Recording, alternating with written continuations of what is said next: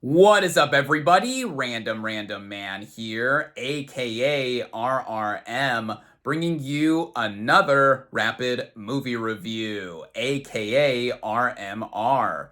And it is for Maria in one take. Now, this is the third film in a trilogy of movies about important 20th century women directed by Pablo Larraín, having previously helmed 2016's Jackie about Jacqueline Kennedy, played by Natalie Portman, and 2021 Spencer about Princess Diana, played by Kristen Stewart. Both of these movies earning their leading ladies Best Actress Oscar nominations, with Maria being about the final days in the life of opera singer Maria Callas, played by Angelina Jolie. Now, I think Jolie gives glimmers of a great performance here in emphasizing the devastating and dour period in the final moments of her life, even if I wasn't so convinced by her lip-syncing abilities and at points her going through some of the motions as to what this character, or at least what the narrative in this character expressing life flashing right before her eyes. But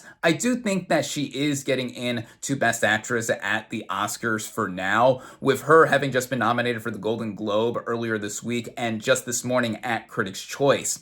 The writing here was done by Stephen Knight, who previously penned Spencer for Larraín, and here he leans into a bit more of the abstract or experimental with how the movie is structured as a film that this character, Mandrax, played by Cody Smit-McPhee, is doing in filming and interviewing Callas. And if you know the significance of his character's name, then you would discover, like I did, how on the nose the integration is in terms of Callas being portrayed herself, and coupling that with some of the hallmarks of what biopics do, even with this movie portraying a specific moment in this figure's life. At times, the movie does show its 2-hour running time in being slow, but I do think what supplements a lot of what this movie does in terms of its style is with the technical element and some of the directing by Larraín.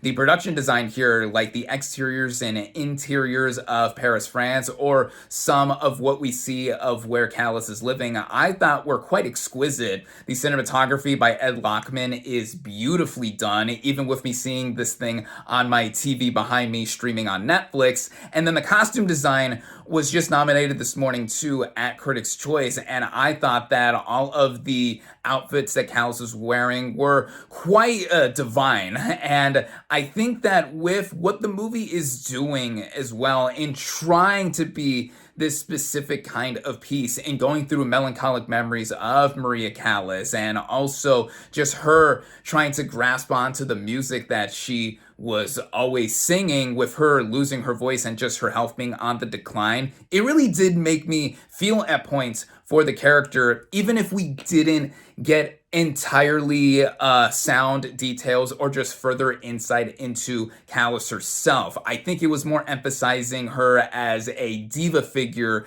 of sorts, and what we see in her basically being the entire movie. And that was much like what Larraín did with his previous two movies, Jackie and Spencer, within this trilogy. And I would say that Maria is my least favorite of this trilogy. Part of it does stem on how I barely know much about Callas herself, and again, I wanted to know more about her as the movie went on. But in this being a piece, a portrait of somebody who was going through quite a bit, and how we are seeing the just all-around will in trying to capture what is done with the past, also equating to life flashing before your eyes with a lot of memories being put in, like her youth during World War II and the relationship she had with Aristotle Onassis, then I think that there is still some worth in watching this movie, and I would say that I cautiously recommend seeing it.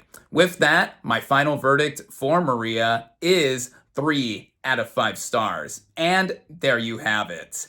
Thank you all, as always, for watching. Be sure to like this video, comment on what you thought of Maria, social media links in the description, subscribe to my channel for more, and I'll catch you on the next movie review.